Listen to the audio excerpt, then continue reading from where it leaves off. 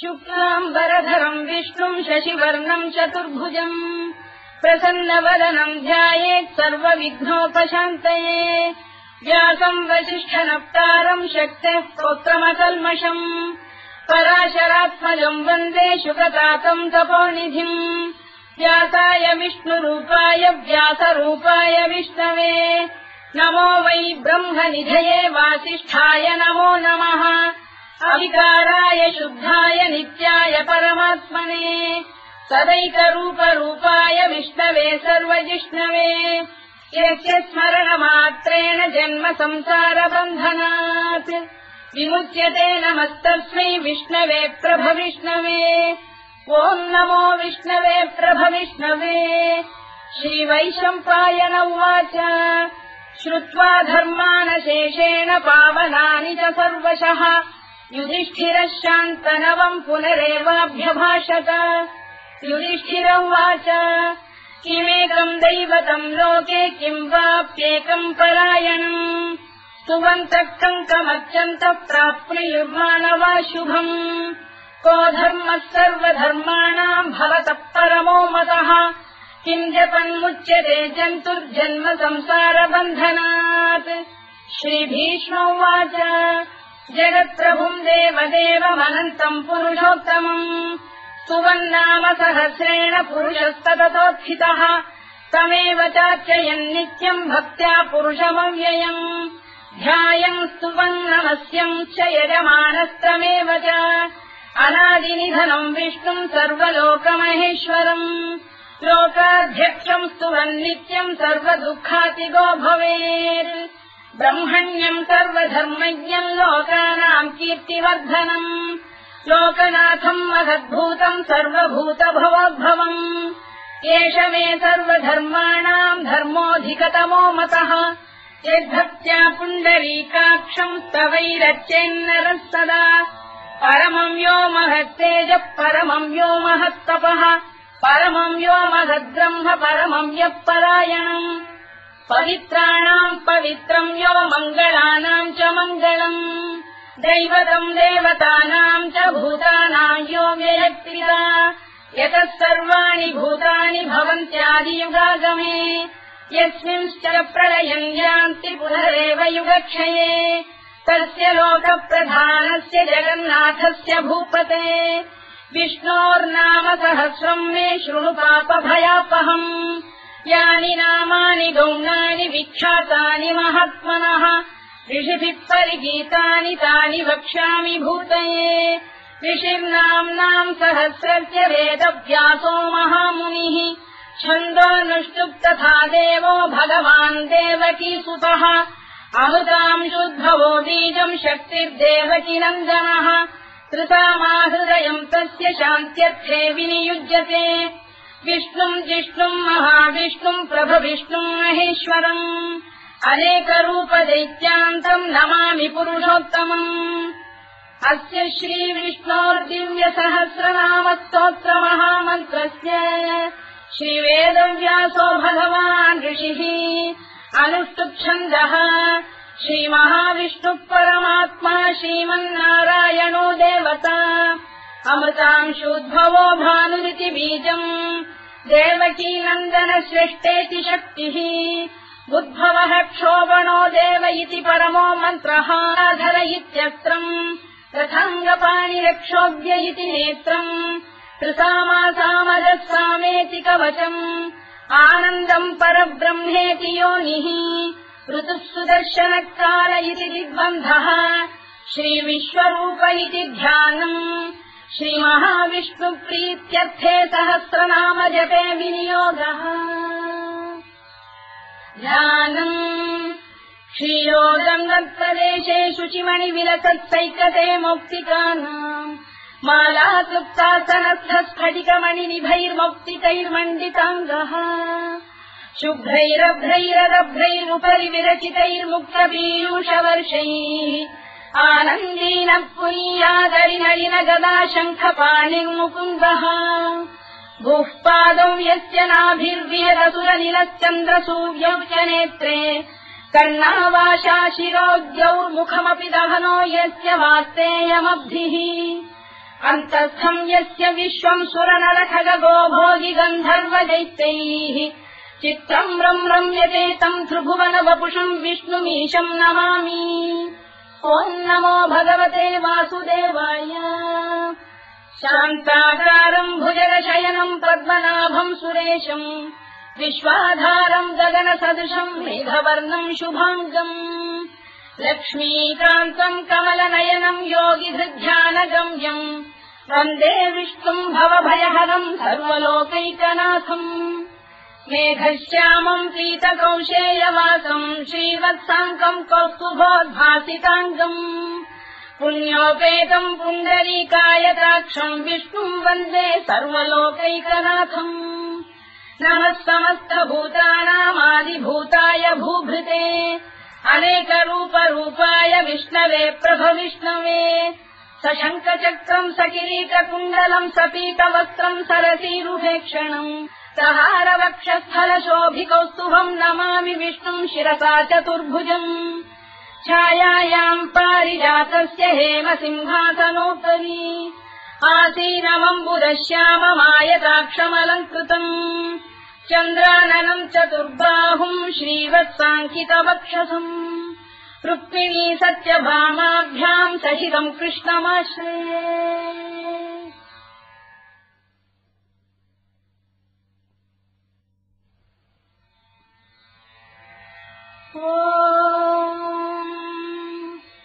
विश्वम् विष्णुर्वशत्कारो भूतभव्य भवत्प्रभुः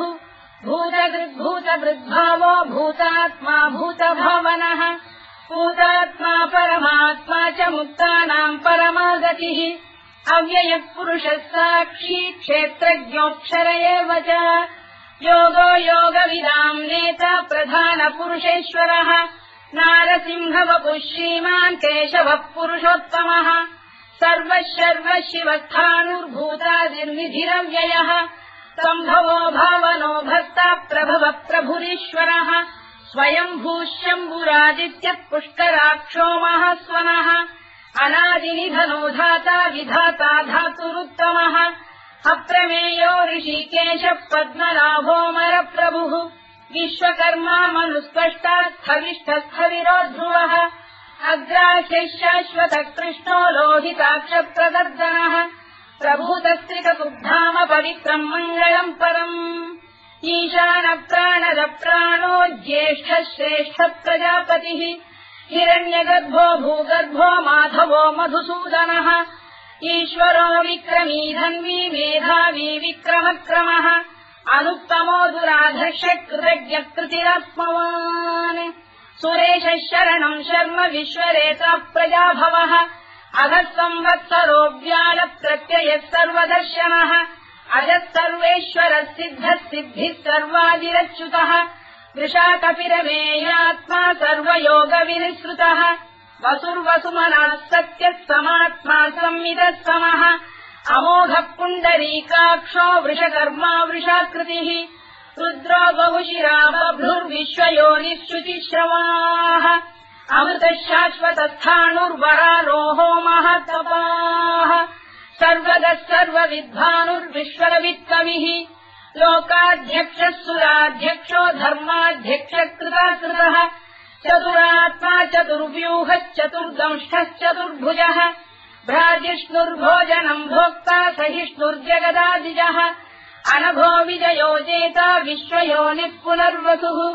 उपेन्द्रो वामनः प्रांशुरमोघः शुचिरूर्जितः अतीन्द्रः सङ्ग्रहः सर्गो धृतात्मा नियमो यमः वेद्यो वैद्यः सदा योगी वीरः माधवो मधुः अतीन्द्रियो महामायो महोत्साहो महाबलः महाबुद्धिर्महावीर्यो महाशक्तिर्महाद्युतिः अनिर्देश्य वपुः श्रीमान् अमेयात्मा महात्रिधृत् महेश्वासो महीभर्ता श्रीनिवासः सताङ्गतिः अनिरुद्धः सुरानन्दो गोविन्दो गोविदाम्पतिः मरीचिर्दमनो हंसः सुपर्णो भुजगोत्तमः हिरण्यनाभः सुतपाः पद्मनाभः प्रजापतिः अमृत्युः सर्वदृक्सिंहः सन्धाता सन्धिमान् स्थिरः अजो दुर्मर्शनः शास्ता विश्रुतात्मा सुरारिः गुरुर्गुरुतमो धाम सत्यः सत्यपराक्रमः निमिषो निमिषस्रग्वी वाचस्पतिरुदारधीः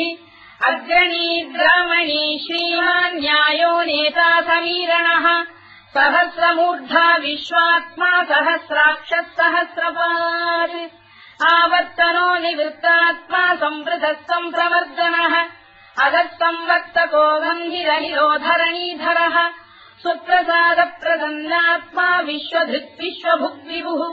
सत्कर्ता सत्कृतः साधुर्जह्नुर्नारायणो नरः असङ्ख्येयो प्रमेयात्मा विशिष्टः शिष्टकृच्छुचिः सिद्धार्थः सिद्धसङ्कल्पः सिद्धिदः सिद्धिसाधनः वृषाही वृषभो विष्णुर्वृषपर्वा वृषोदरः वर्धनो वर्धमानश्च विविक्तः श्रुतिसागरः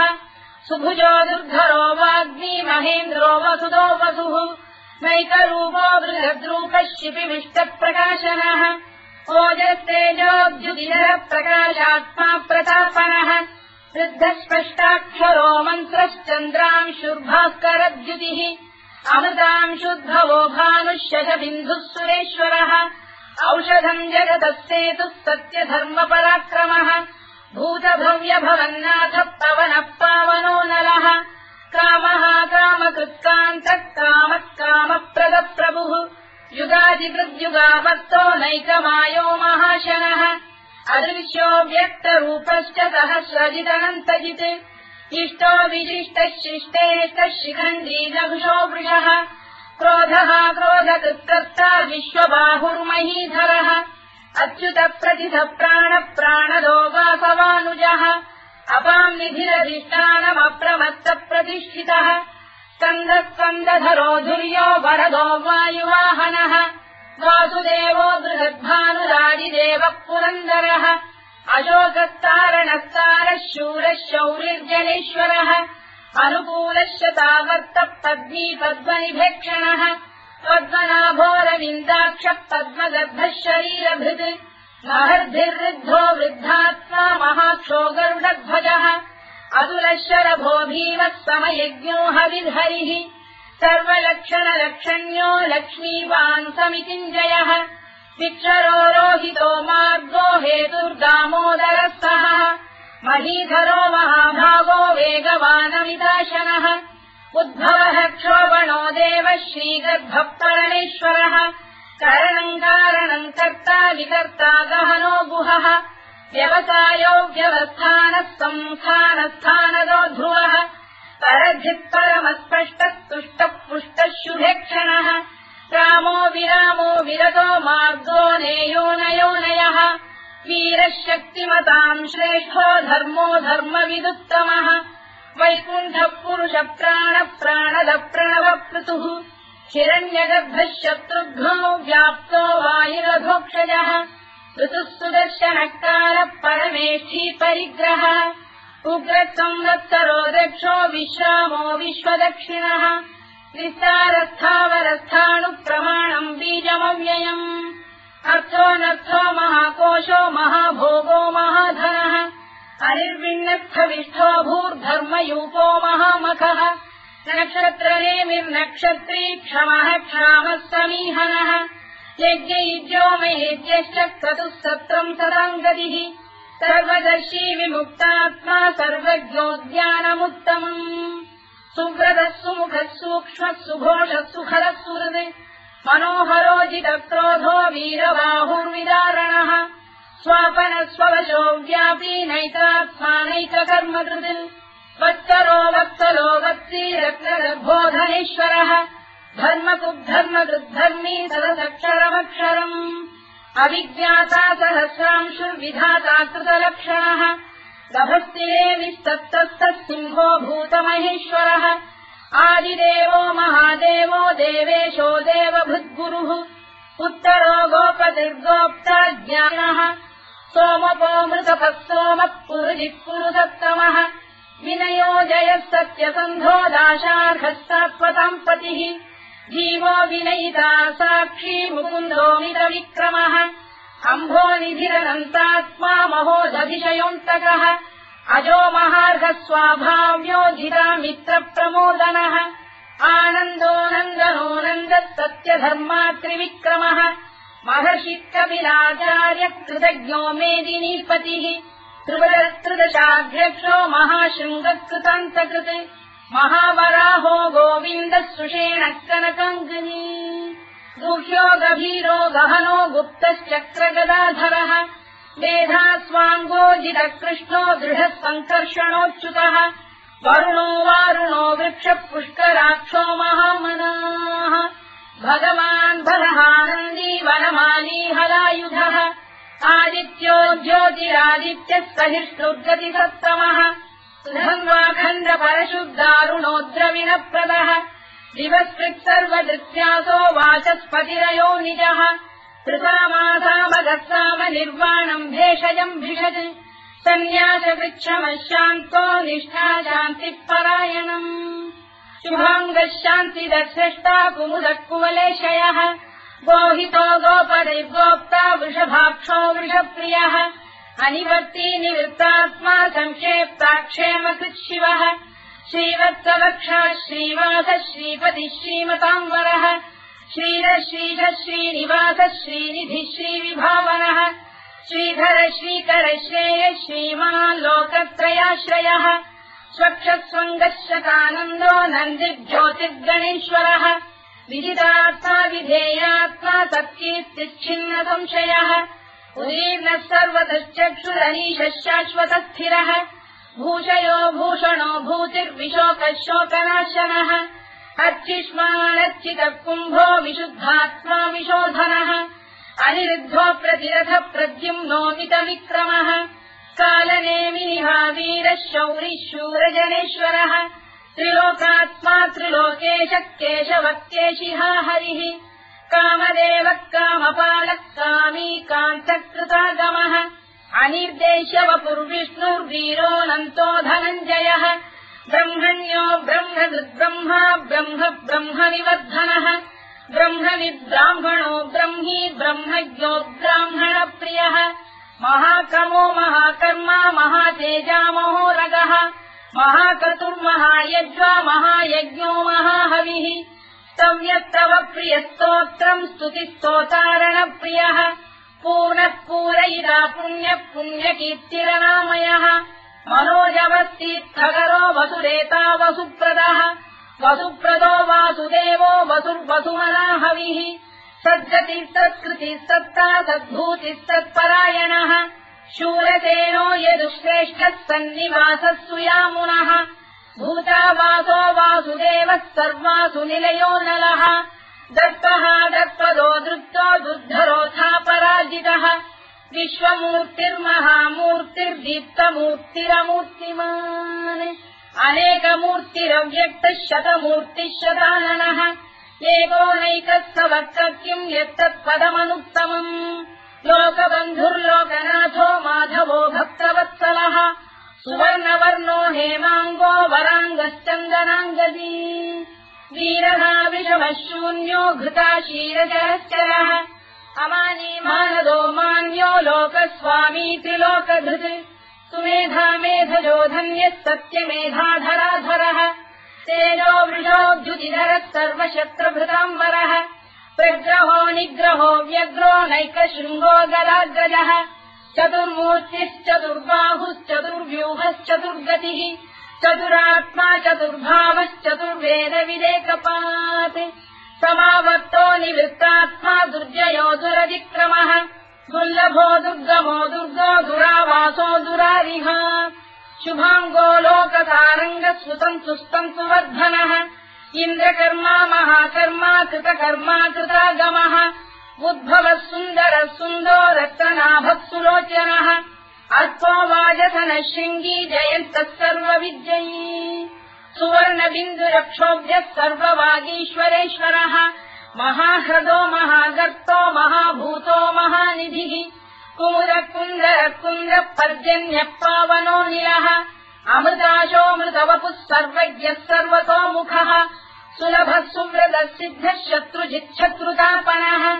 न्यग्रोधोदुम्बरोश्चक्षाणूरान्ध्रैषूदनः सहस्रार्चिः सप्तजिह्वः सप्तैधा सप्तवाहनः अमूर्तिरनघोचिन्त्यो भयगृद्भयनाशनः अणुबृहत्तु स्थूलो गुणधृन्निर्गुणो महान् अधृतस्वधृतस्वास्य प्राग्वंशो वंशवर्धनः भारभृत्कथितो योगी योगीशः सर्वकामदः आश्रमश्रवणः क्षामः सुपर्णो वायुवाहनः धनुर्धरो धनुर्वेदो दण्डो दमयिता दमः अपराजितः सर्वसहो नियन्ता नियमो यमः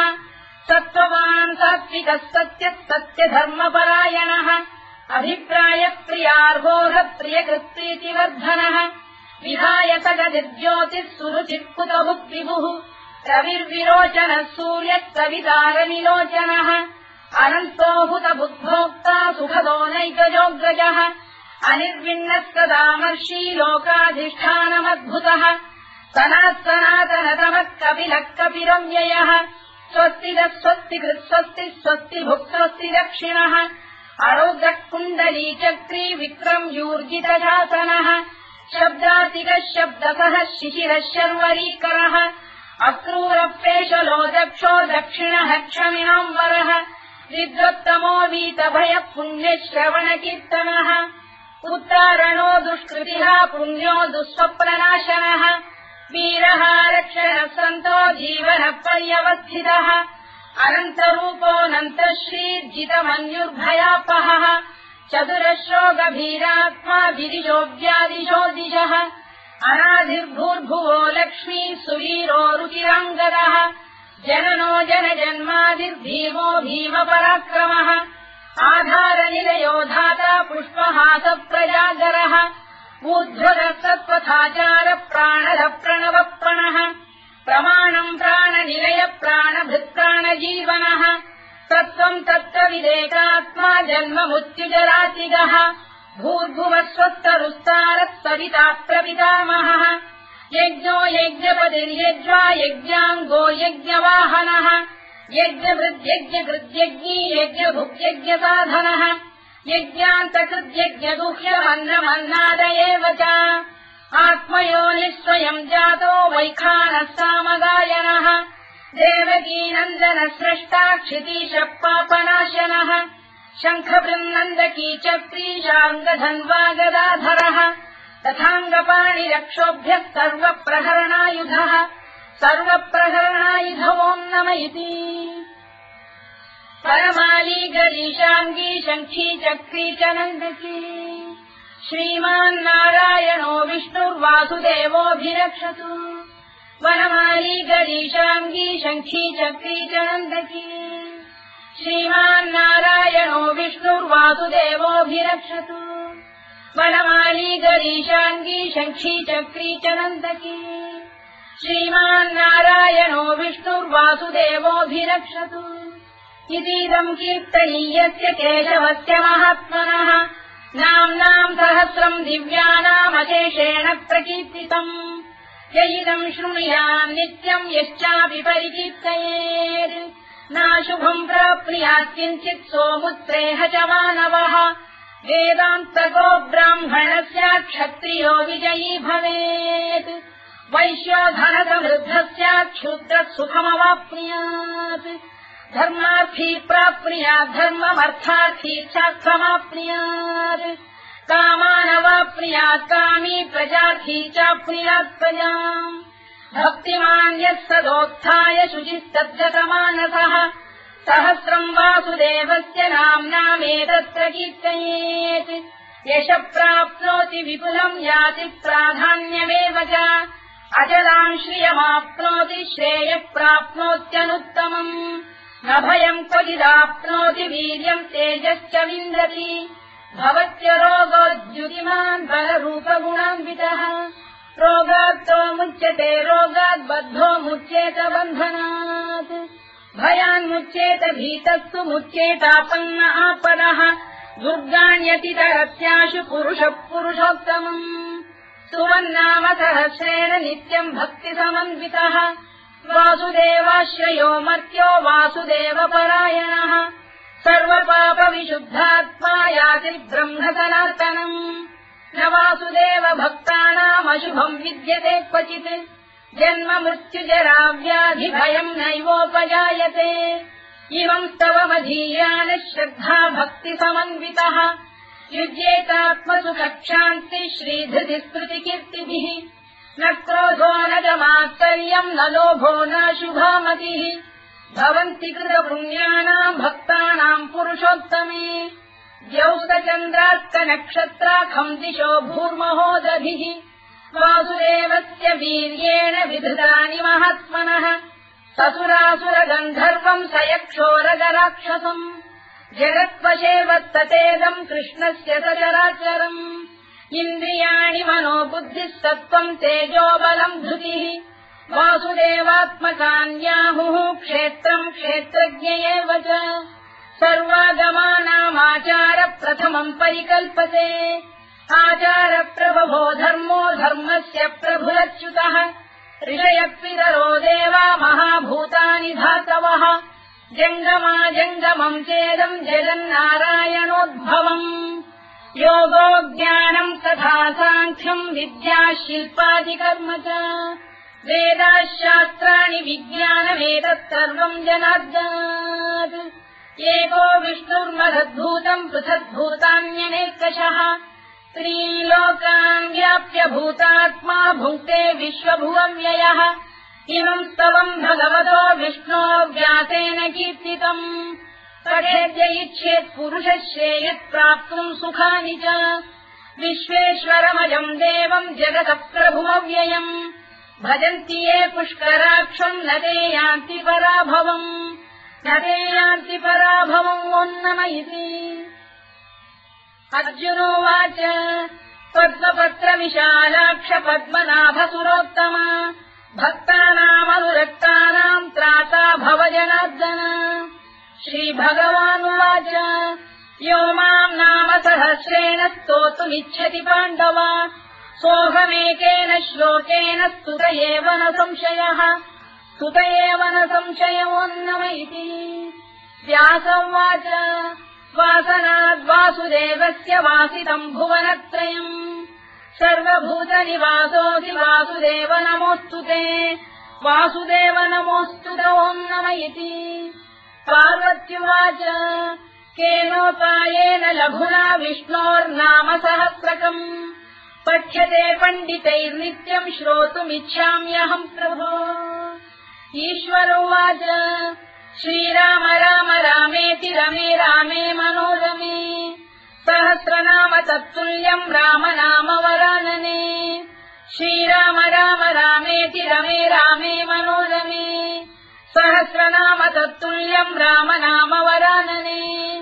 श्रीराम राम रामेति रमे रामे मनोरमे सहस्रनाम तत्तुल्यम् राम नाम वरानने राम नाम वराननमोन्नम इति ब्रह्मोवाच नमोऽस्त्वनन्ताय सहस्रमूर्तये सहस्रपादाक्षि शिरोरुबाहवे सहस्रनाम्ने पुरुषाय शाश्वते सहस्रकोटियुगधारिणे नमः सहस्रकोटियुगधारिणे नमोऽन्नम इति सञ्जय उवाच यत्र योगेश्वर कृष्णो यत्र पार्थो धनुर्धरः तत्र श्रीविजयो भूतिर्ध्रुवानीतिर्मतिर्मम श्रीभगवानुवाच अनन्याश्चिन्तयन्तो मां ये जनाः पर्युपासते तेषाम् नित्याभियुक्तानां योगक्षेमम् वहाम्यहम् परित्राणाय साधूनां विनाशाय च दुष्कृताम् धर्म संस्थापनार्थाय सम्भवामि युगे युगे आर्ता विषण्णाः शिथिलाश्च भीता घोरेषु च व्याधिषु वर्तमानाः संकीर्त्य नारायण शब्दमात्रम् विमुक्त दुःखाः सुखिनो भवन्तु कायेन वाचा मनसेन्द्रियैर्वा बुद्ध्यात्मना वा प्रकृते स्वभावात् करोमि यद्यत् सकलम् परस्मै नारायणायेति समर्पयामि।